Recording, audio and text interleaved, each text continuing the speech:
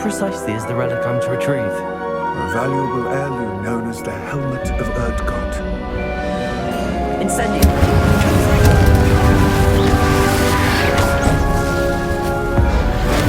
That's certainly persistent. Incendio!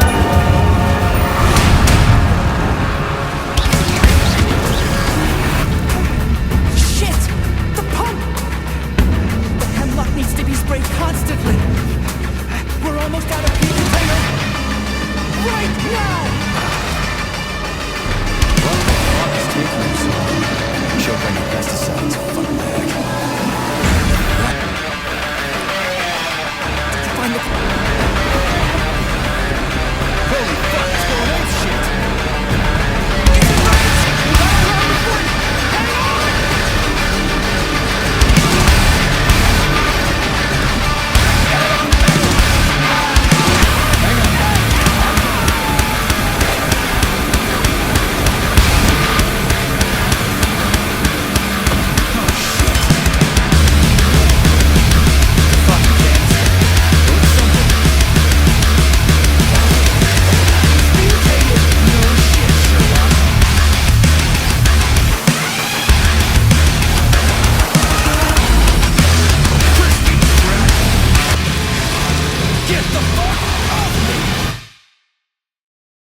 Atomic Heart and Hogwarts Legacy, two games that were released in 2023 and are making waves in the gaming community.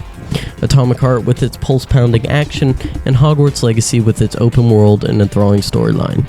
These two games have been anticipated for quite some time, and when the bomb dropped, fans were served with two of the best games of 2023.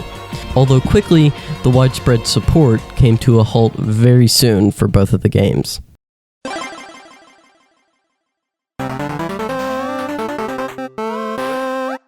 To understand the controversy, we must understand Atomic Heart. So here's the spoiler-free rundown. You are in the shoes of a Russian man named Major Sergei Spaghetti on his violent rampage through Facility 3A26. While the release of 5G is on the horizon, all the robots start waking the fuck out, and you have to hack and slash and crash and bash your way to the top. This game takes place in an alternate universe where everything is just good, I promise, and the Soviet Union is the pinnacle of technology due to this shit called polymer, I think, which is basically just magic juice that makes robots work, I guess. Lots of infighting in a backdrop of internal infighting, but you didn't hear from me. You're welcome. The game centers around Russia, which I would assume would eventually cause controversy due to the Ukrainian conflict. This controversy came to a head, as on February 6th, a YouTuber named Herenko posted a video called Please Don't Buy Atomic Heart. To date, the video has garnered over 2 million views. This fueling the flame on the game's past, bringing to light a couple of the controversies and things that brought very, very, very much scrutiny to the game in previous years. The video, which spread like wildfire, was well received at first. I'll admit, I immediately agreed with him and canceled my pre-order. Yes, I'm a dumbass. I am well aware I don't need to hear it. Either way, the video itself is a 20-minute breakdown of past controversies and affiliations with pro-Russian people and the many reasons why it benefits Russia for you to buy the game. While quickly the hot take cooled down, the responses were shot back at Herenko. In this video, we will be taking a look at the video of a guy bashing Atomic Heart for what turned out to be no reason whatsoever. Support Atomic Heart, hence supporting Mickey Blake, who is reportedly connected with the government and its banks. You indirectly support the Russian invasion. I've had to re-record this video twice because of how actually angry I was getting. I'm going to try not to get angry at this video, but you can understand as we get into it how difficult that's going to become. Reading these comments are mental. We're on about a game. Nothing more, nothing less. And half of you are going bonkers about the war in Ukraine. Why are you letting some idiot wind you up? This is stupid. Don't lower yourself to their level. I swear, every game is people crying about why you shouldn't play said game. Got told to not buy Hogwarts Legacy because it sucks, and J.K. Rowling's transphobic comments. But here I am enjoying it more than any other game. He's probably removing opposing comments, pretty shady. He even blocked comments temporarily. As for what he's saying, stop telling me what to do. But consumers should be smart enough to judge a game by the content, not necessarily where the funding is going to. It is almost entirely irrelevant to the customer. If the game is good, the customer can buy it. If it is not, they will not. Many people argued that the way he showed information was very one-sided and a harmful way to get a point across, with his comment sections being flooded with hate. A multitude argued on the side of how the game was in production long before the Ukrainian conflict, and how Munfish, the company, are just people making a game to entertain people. This video itself is very weak on its arguments, but when gathering support, I suppose a quick look and a listen could make somebody empathetic enough to agree, like me. But that being said, the game took no major hits and the game performed well on its debut.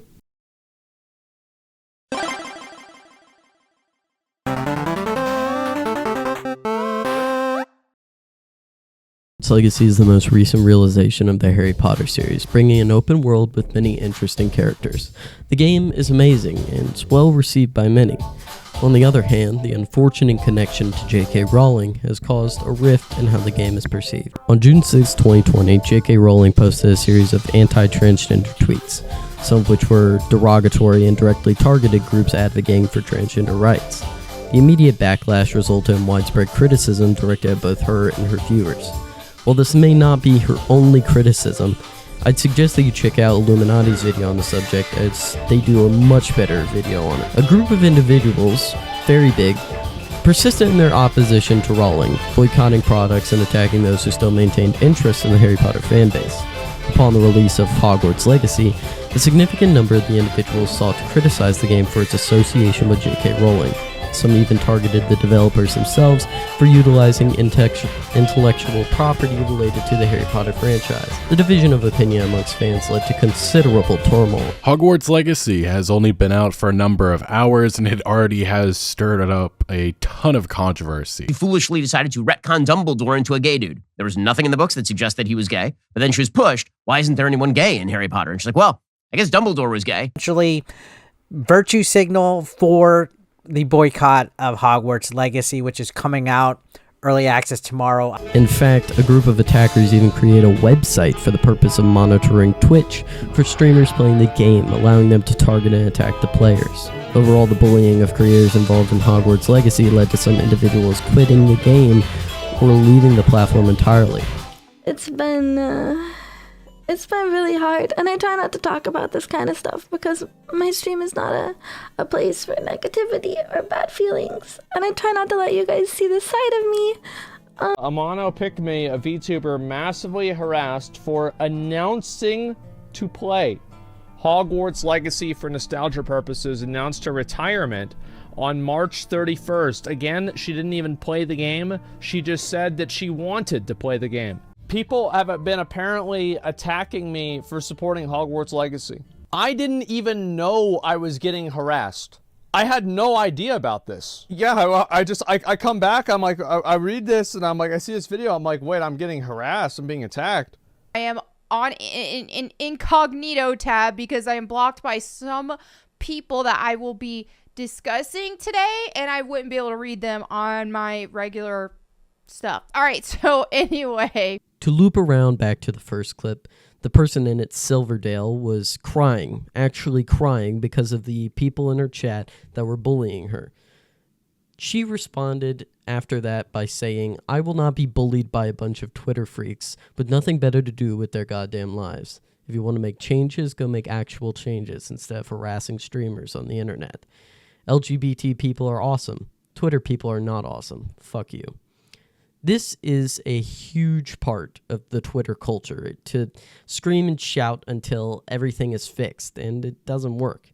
Bullying streamers off the internet isn't exactly the best way to fight for a cause. And this is shown with Silverdale's return to Hogwarts Legacy with a monumental stream talking about how she won't take shit from anybody. Play a game, and I will preface this, that I do not condone the ideals of this author. I just want to be a wizard, and I want to play my wizard game that made my childhood worth living, and the adventure that I went on with my friends. And I'm going to be a wizard, and we're going to enjoy this game. In the end, this controversy isn't over, and it probably won't be for a long time. J.K. Rowling is a very controversial figure, and I believe this is what it's going to be like for a long time, because she doesn't seem to change her beliefs very easily. The presence of controversy and drama on the internet is ever present. It's gonna be fueling harmful behaviors and propagate other nefarious ideals for the end of time. Atomic Heart and Hogwarts Legacy serve as prime examples about how even the most unassuming thing can trigger significant public uproar. I mean, seriously, it's always going to be like this. If something's big enough, it's going to generate some problems. You can't stop it when it happens, and all you can do is try and be on the right side. And it seems to be that a lot of the right side is very bullying intensive. I mean, seriously, Hogwarts Legacy has a trans character. I don't know what you guys are getting all pissy.